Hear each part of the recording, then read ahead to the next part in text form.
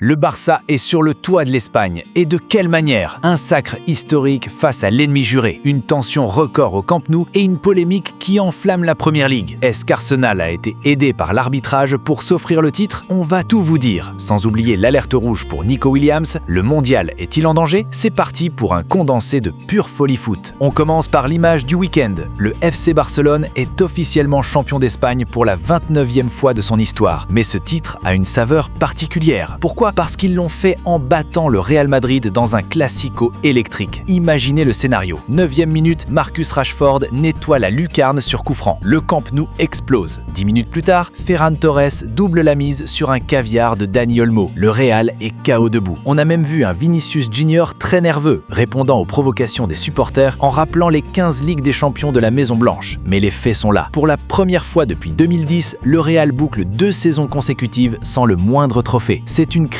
historique pour les merengues qui ont refusé de sortir des vestiaires pendant la fête catalane. Hans Flick, lui, est porté en triomphe. Le Barça de Lamine Yamal est de retour au sommet. Direction Angleterre maintenant, où le titre semble quasiment dans la poche d'Arsenal, à 99% selon les statistiques. Mais à quel prix? La victoire 1-0 contre West Ham fait couler beaucoup d'encre. Un but égalisateur refusé aux Hammers à la 95e minute pour une faute très légère sur David Raya. Peter Schmeichel est furieux, les réseaux sociaux crient au scandale. Est-ce que les Gunners sont protégés? Mikel Arteta jure que la faute était évidente, mais le doute plane sur l'équité de cette fin de saison. Et en parlant de doute, l'Espagne retient son souffle pour Nico Williams. L'ailier de Bilbao est sorti en larmes contre l'Athletic. Son frère Iñaki a été très clair, il n'a jamais ressenti une telle douleur. On parle d'une déchirure aux ischios. À quelques mois des grandes échéances internationales, c'est le pire scénario possible. On attend les résultats des examens, mais l'inquiétude est totale. Un petit détour par l'Allemagne pour une page d'histoire. Marie-Louise Eta est devenue la première femme entraîneur à remporter un match dans l'un des 5 grands championnats européens avec Union Berlin. Un exploit monumental qui fera date. En Italie, c'était le festival début. La Roma et l'Atalanta s'imposent toutes les deux, 3-2. Mais à Milan, l'ambiance est glaciale. Les supporters réclament la tête du CEO Giorgio Furlani. Seul point positif, la direction confirme que Luka Modric devrait rester la saison prochaine. Enfin, en France, le PSG assure l'essentiel face à Brest grâce à un éclair de Doué. Pas forcément brillant, mais efficace pour garder la tête. Alors, selon vous, le Barça va-t-il dominer l'Espagne pour les 5 prochaines années? Et l'arbitrage en Première Ligue est-il devenu un problème majeur? Je veux lire vos avis en commentaire, on débat juste en dessous. N'oubliez pas de liker la vidéo, de vous abonner pour ne rien rater du mercato et de l'actu foot. On se retrouve très vite, salut!